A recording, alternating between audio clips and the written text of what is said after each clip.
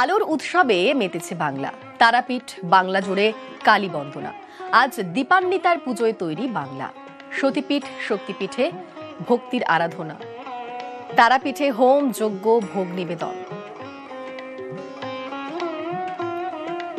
তারাপীঠের ছবি আপনারা দেখছেন। সকালবেলায় মঙ্গল আরতি, কালী পুজোতে মেতে উঠেছেন ভক্তরা।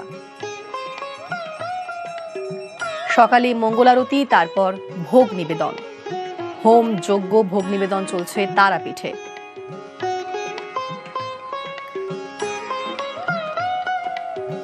তারাপীঠের এই মুহূর্তের ছবি আমরা সরাসরি দেখব। আমাদের সঙ্গে রয়েছেন প্রতিনিধি অক্ষয় ধীবর। অক্ষয়, আমরা দেখলাম সকাল থেকে তারাপীঠে মঙ্গল আরতি হচ্ছে, ভোগ নিবেদন চলছে। এখন ঠিক কি চলছে? এখন কিরকম ছবি?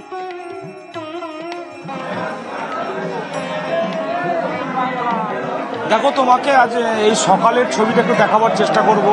সকাল হতেই রাজ্যের বিভিন্ন প্রান্তের যারা পুণ্যার্থী আছে তারা কালী পুজোর এই বিশেষ তিথিতে প্রত্যেককেই পুজো দেওয়ার জন্য কিন্তু লাইন দিয়েছেন। ভোরবেলা যেমন মঙ্গল আরতি করা হয়েছে, তারপর গর্ভগৃহ খুলে দেওয়া হয়েছে সাধারণ পুণ্যার্থীদের জন্য।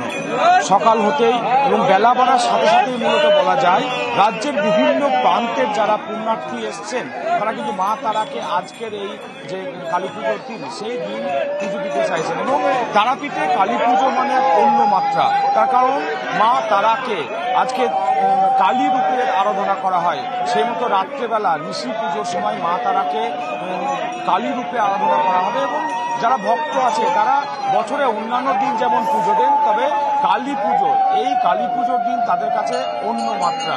সেই মতো ভোর থেকেই যেমন লাইন লক্ষ্য করা যাচ্ছে, বেলা বাড়ার সাথে সাথেও কিন্তু বহু পুণ্যার্থী দীর্ঘক্ষণ ধরে অপেক্ষা করেছিলেন এবং তারপর গর্ভগৃহে ঢুকছেন, সেখানে পুজো দেবেন।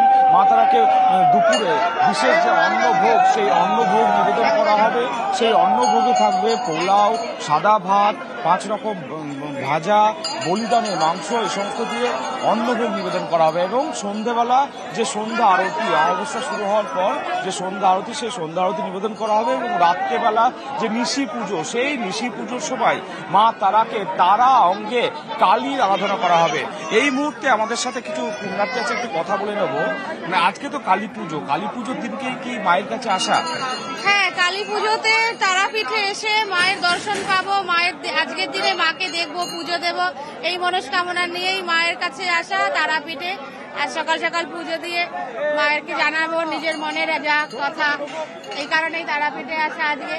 মা যেন সবার মনের বাসনা পূরণ করে, আমাদের যেন। আরো কিছু পুণ্যার্থী আছে, একটু কথা বলার চেষ্টা করব। আজকে তো বাড়ির কালী পুজো ছেড়ে মায়ের কাছে ছুটে আসা, কেমন লাগে আজকের দিনটা? প্রতি বছর কি আসেন? হ্যাঁ, আমি প্রত্যেক বছরই আসি মায়ের কাছে। আজকের দিনে আমাদের পাড়ার পুজো হয়, সেখানে ছেড়েও আমি মা তারার কাছে আসি। একটা মায়ের আলাদা টান, যে টানের জন্য আমরা আজকের দিনে মায়ের মুখটা দেখার জন্য বারবার আসি এই দিনে। আর আসতে খুব ভালো লাগে। মাকে তো পাড়ার পুজো তো সবসময় দেখি, প্রত্যেক মাসে পৌষকালীতে পুজো হয়, কিন্তু এই তারা মায়ের মন্দিরে আজকের দিনে আসার মাহাত্ম্যটা আমাদের কাছে অনেক বেশি গুরুত্বপূর্ণ। তাই জন্য আমরা মা তারার পুজোতে, আমরা কালী পুজোতে তারা মায়ের কাছে আসি। দেখো, যারা পুণ্যার্থী আছেন তারা কিন্তু প্রত্যেকেই অপেক্ষা করে থাকেন কালী পুজোর এই বিশেষ এই যে দিন, সেই দিনকে মা তারাকে পুজো দেবেন, তারা দর্শন করবেন। একেবারেই কালী পুজো মানেই তারাপীঠ, তারাপীঠে প্রত্যেকে যাবেন। আজকে দীপান্বিতা আমাবস্যা লাগছে 2:57 তার মধ্যে থেকে এই যে সকাল থেকে যে জনসংযোগ রয়েছে, মায়ের যে যথারীতি আচার নীতি নিয়ে পুজো হবে। পুজোতে আমরা যেরকম স্বাভাবিক থাকে সেরকম মাছ থাকবে, অন্নভোগে, তারপর শীতল প্রসাদ থাকবে, সব রকম উপচার দিয়ে মায়ের পুজো হবে। একেবারেই অক্ষয়, সমস্ত রীতি নীতি মেনেই তারাপীঠের সকাল থেকেই পুজো চলছে। এবং তারাপীঠে আজকে মাকে দর্শন করতে অনেক দূর দূর থেকে প্রচুর মানুষ এসেছেন। সমস্ত রীতি উপাচার মেনে সকাল থেকেই পুজো চলছে। আর এবার আমরা দেখবো এবার বসিরহাটের ছবি। বসিরহাটের নবোদয় সংঘ, সেখানে কালী বন্দনা এবং বসিরহাটের নবোদয় সংঘের এবারের পুজোর থিম মণ্ডপ, শঙ্খ বাজিয়ে মাকে ঘরে এনেছি। যে ছবি দেখছেন বসিরহাটের নবোদয় সংঘর ছবি। এই মুহূর্তে আমাদের সঙ্গে সরাসরি রয়েছেন প্রতিনিধি অনুপম। সেখানে এই থিমটা কিভাবে ফুটিয়ে তোলা হয়েছে এবং আজ কালী পুজোর সকালে ঠিক কিরকম ছবি এই মুহূর্তে সেখানে?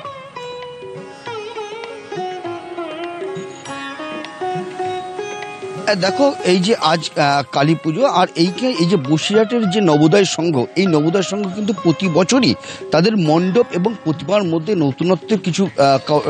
নতুনত্ব দর্শনার্থীদের সামনে তুলে ধরার চেষ্টা করে এবং তার ব্যতিক্রম এবছরেও হয়নি। এবছর কিন্তু তাদের মণ্ডপের মধ্যে তারা যেটা রেখেছে যে শঙ্খ বাজিয়ে মাকে ঘরে এনেছি।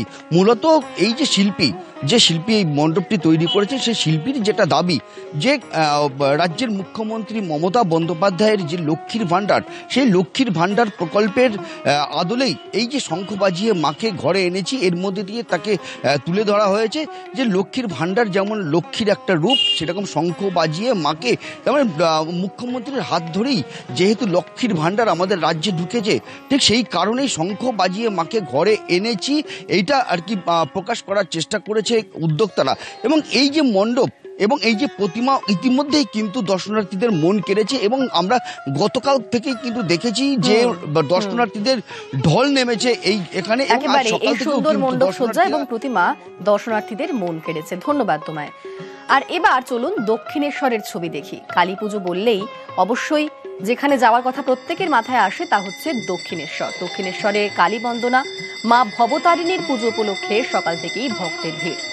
1855-তে মন্দিরের প্রতিষ্ঠা করেন রানী রাসমণি। এখানে সাধনা করেন রামকৃষ্ণ পরমহংস। এই মুহূর্তে আমাদের সঙ্গে সরাসরি রয়েছেন আমাদের সহকর্মী প্রিয়াঙ্কা, সেখান থেকে সরাসরি রয়েছেন। প্রিয়াঙ্কা, দক্ষিণেশ্বর কালী পুজোর দিনে দক্ষিণেশ্বরে সবাই যান, মাকে দর্শন করতে যান। আজ সকালে ঠিক কিরকম ছবি তুমি দেখতে পাচ্ছ এই মুহূর্তে?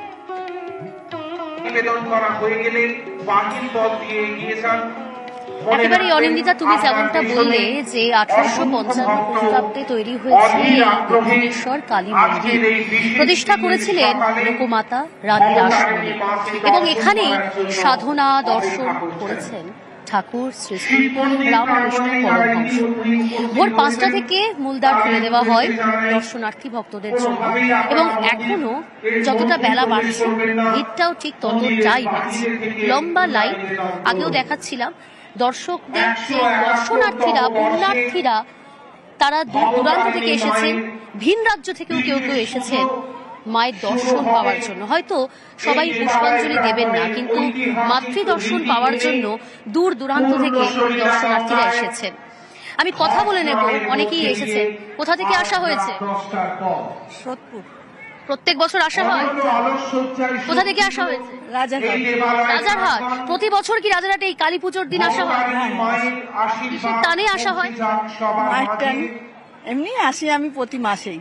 প্রতি মাসে, এবং আজকের দিন স্পেশাল, মা ভবতারিণীর কাছে আজকে আসতেই হবে। আমি আরো অনেকজনের সাথেই কথা বলবো। এই প্রথমবার আসা হলো? কার সঙ্গে আসা হয়েছে? কাকার সঙ্গে, ফ্যামিলির সঙ্গে। কেমন লাগছে এসে? এখান থেকে কোথায় যাওয়া হবে?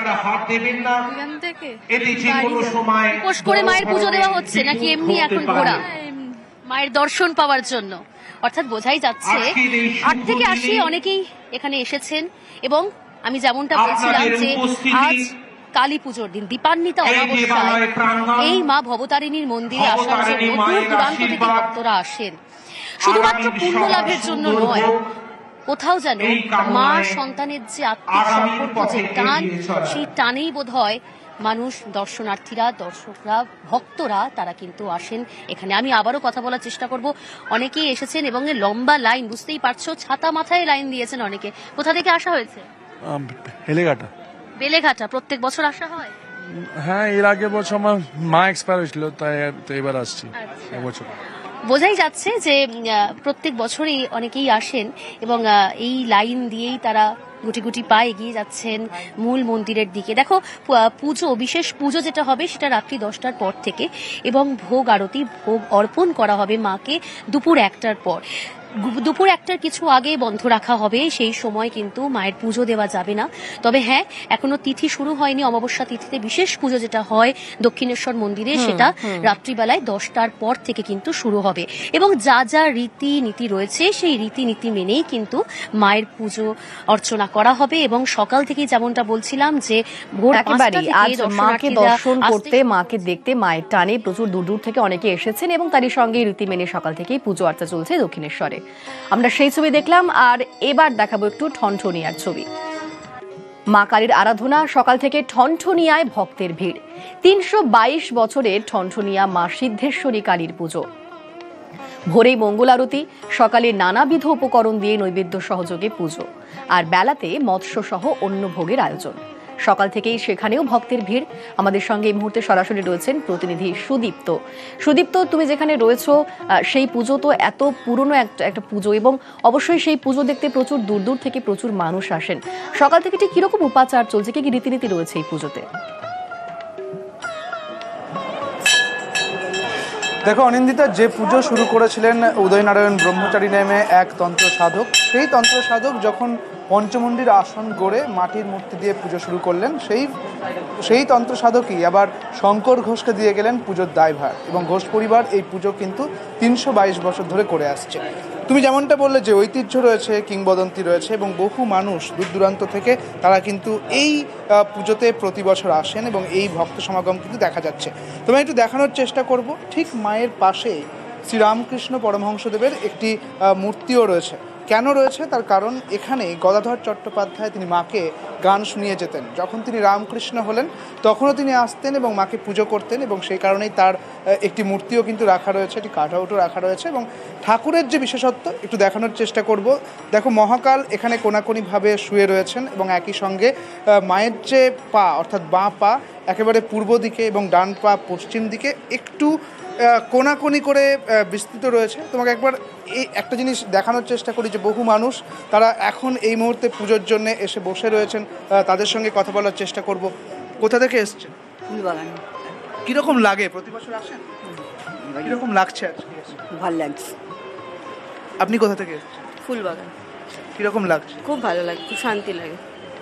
কাজেই বহু মানুষ এখানে আসেন এবং বহু মানুষের সমাগম হয়, এবং সেরকমই কিন্তু সকাল থেকে সমাগম হচ্ছে। ঠিক 4:30 নাগাদ আরতি হয়ে গিয়েছে, 7টা থেকে নৈবেদ্য দিয়ে যে ভোগ হচ্ছিল সেই ভোগের পুজো এবার শেষ হয়েছে। এবারে একেবারে 12:30টার সময় মাকে দেওয়া হবে অন্নের ভোগ। সেই অন্নের ভোগে নানান পদ থাকবে, এবং একই সঙ্গে মাছ দিয়ে মায়ের যে অন্নের ভোগ তা কিন্তু আজকে মাকে ভোগ নিবেদন করা হবে। অনিন্দিতা, বেশ, ধন্যবাদ সুদীপ্ত তোমার। ঠনঠনিয়ার ছবি দেখছেন এই মুহূর্তে। ঠনঠনিয়াতে সকাল থেকেই ভক্তের ভিড়, এবং সকাল থেকেই নানাবিধ উপকরণ দিয়ে নৈবেদ্য সহযোগে পুজো, আর বেলাতে মৎস্য সহ অন্য ভোগের আয়োজন। 322 বছরের ঠনঠনিয়া মা সিদ্ধেশ্বরী কালীর পুজো। আজ কালী পুজোর দিন দীপান্বিত অমাবস্যায় মাকে দেখতে প্রচুর দূর দূর থেকে প্রচুর মানুষ ভিড় করেন। বাংলা জুড়েই কালী বন্দনা চলছে। আমরা বিভিন্ন জায়গার ছবি নিউজ 18 বাংলায় তুলে ধরছি। দক্ষিণেশ্বর থেকে শুরু করে ঠনঠনিয়া, তারাপীঠ, সব জায়গার ছবি দেখাচ্ছি।